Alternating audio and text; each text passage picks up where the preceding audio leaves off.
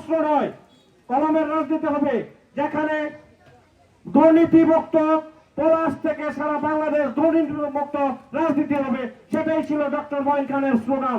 সেই ডক্টর মঈন খানের স্লোগানকে সামনে রেখে 91 সালে ডক্টর আব্দুল মঈন খান স্যার ক্ষমতায় এসে সারা বাংলাদেশে মন্ত্রী হয়ে আমাদের জীবনে নিয়ামত থেকে যে রাস্তাটা এসেছে, এই রাস্তাটা মাটির রাস্তা ছিল।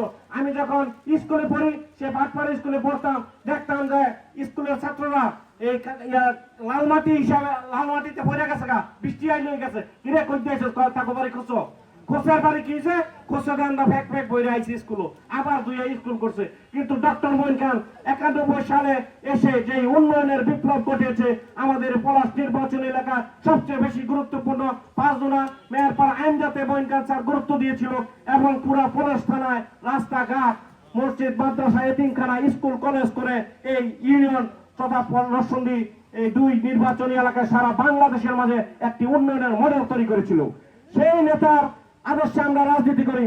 আজকে সেই নেতার আদর্শে রাজনীতি করে 17 বছর আপনারা দেখেছেন। 18 নির্বাচনে আমার এই হাত পা ভেঙে ফেলেছিল, হাসপাতাল নিতে চেয়েছিল, আমি যাই নাই। আমি ডক্টর মঈন খান স্যারের হাত ধরে আমি চলে গেলে অনেকে চিনবে না স্যারকে, ওই রাস্তা দিয়ে ঘুরে আমরা এই শিল মন্দির দিয়ে ঘুরে পালবাড়ির দিকে বেড়ে মঈন খান স্যারকে আমার এই বাংলা হাত দিয়ে আমি টেলিফোন করে এই গাড়ি এনেছি। গাড়ি এনে মঈন খান স্যারকে গাড়িতে বসায় তারপরে স্যার আমাকে হাসপাতাল ভর্তি করেছে, এবং ওইখানে গিয়ে সাংবাদিক সম্মেলন করেছে প্রেস ক্লাবে। তো ডক্টর মঈন খানের নীতি আদর্শ নিয়ে আমরা রাজনীতি করে মাঠে ময়দানে এসেছি।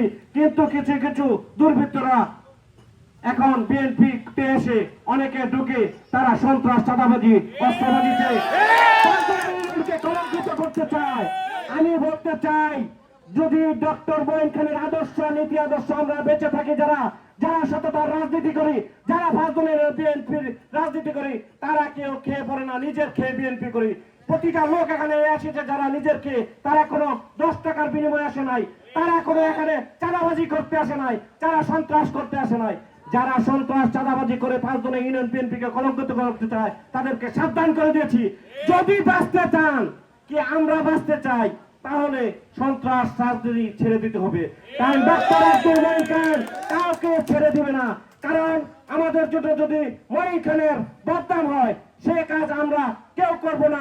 এটা আজ থেকে আমরা শপথ নিলাম, ডক্টর মঈন খান স্যারের যাতে বদনাম হয়, সে বদনামের কাজ আমরা একটা নেতা কর্মীও করব না।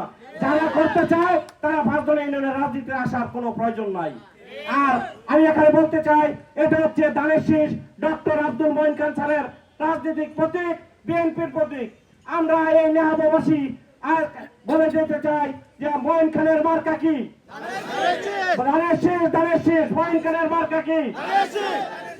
এই ধানের শীষের প্রতীকে আগামী নির্বাচনে আমরা ডক্টর আব্দুল মঈন খান স্যারকে পলাশ নির্বাচনে 2 সর্বোচ্চ ভোটের ব্যবধানে নির্বাচিত করে আমরা আগামী নির্বাচনে মঈন খান স্যারকে জাতীয় সংসদে পাঠাবো, এবং ডক্টর আব্দুল মঈন খান স্যার বাংলাদেশের একজন বিখ্যাত মন্ত্রী হবে, অত প্রেসিডেন্ট হবে, হয়ে আমাদের এলাকার উন্নয়ন করবে। সে